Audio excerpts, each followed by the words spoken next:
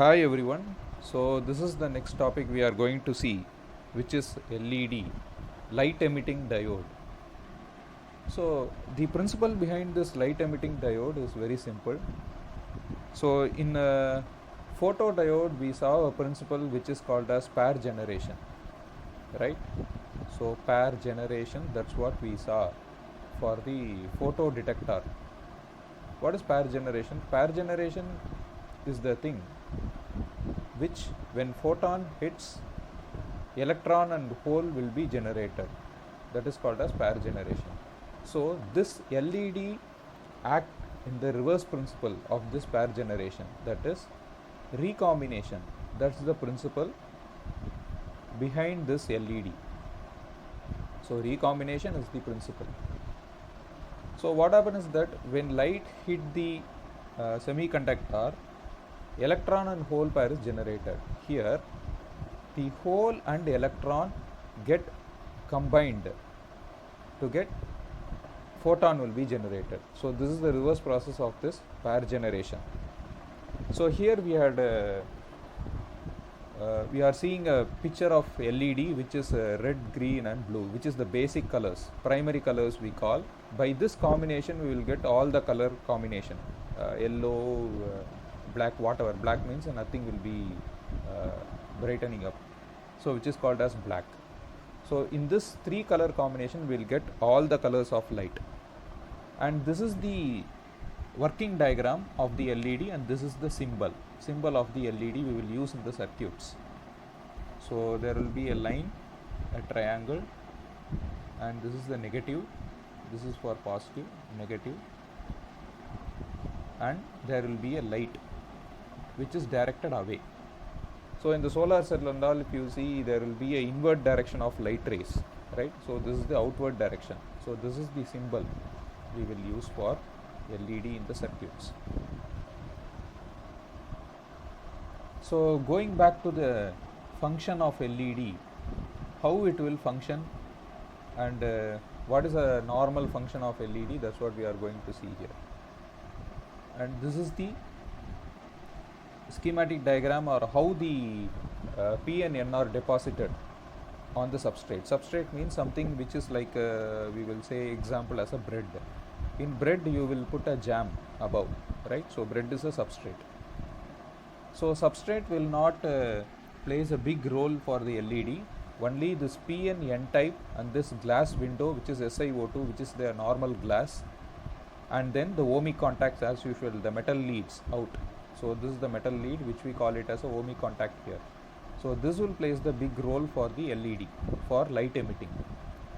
So now the principle behind, we call it as recombination. Even though it is a recombination, we call it as radiative recombination. So radiative in the sense which depicts the light. Radiative means there is light involved. As light is involved, we call it as radiative. As there is recombination, so it is called as radiative recombination, and which is a principle for the light emitting diode. And here if you see, there is a P type which have majority carrier as holes. So here if you see, there will be many number of holes will be there, and here there will be many number of electrons will be there. So here what happens is that in the P type material, the holes will be migrated towards the N type. So the holes are migrating towards the N type. So here it is a holes which is migrating towards the N type. As like here the majority for N type is electron. Electron is migrated towards the P type. So now there will be an imbalance, that is there will be many number of holes as usual in the P type, and also it will be filled with many electrons. So these are all electrons. It will be filled with many electrons like this, many number of electrons. Likewise, this N type, which will filled with lot of holes. So it filled with a lot of holes, and then the electrons. So it is a N type. So electron is the majority carrier.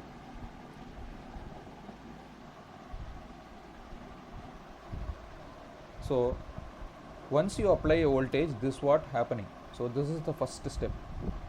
So it is the minority carriers of this, that is here for the p type the minority carrier is electrons, majority carrier is holes.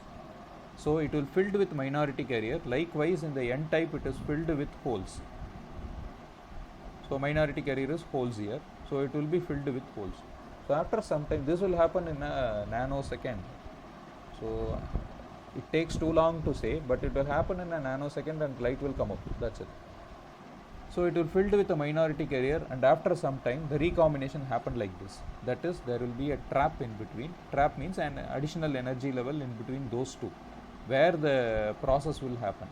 So the excess electron from the p type and excess holes from the n type will get combined in the traps. So what happen when it get combined? Obviously light will get out, right? So there will be a photon emission. So there will be a lot of photon emission within a nanosecond. So the basic principle behind this LED is that recombination. How it happened?